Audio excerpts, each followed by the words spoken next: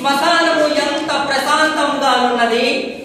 అవునులే, కులమత భేదములు లేకుండా రాజులు, సేవకులు, పండితులు, పామరులు, బీదవారు, భాగ్యవంతులు అన్న వ్యత్యాసము చూపకుండా అందరినీ తన హక్కును చేర్చుకుని తనలో అంకితం చేసుకున్న ఈ పవిత్ర భూమి ఎంత పవిత్రమైనదో కదా.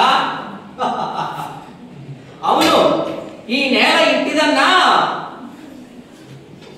ఇచ్చోటనే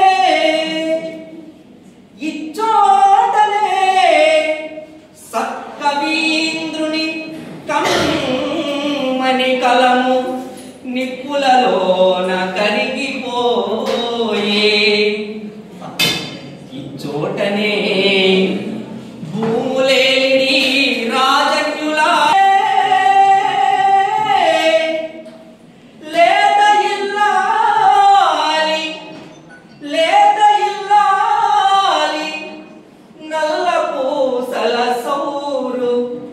గంగలో కలసిపోయే. ఇచ్చోటనే ఎట్టి పేరుని కనుగొన్న చిత్రలే నిఠలేక్షనుండు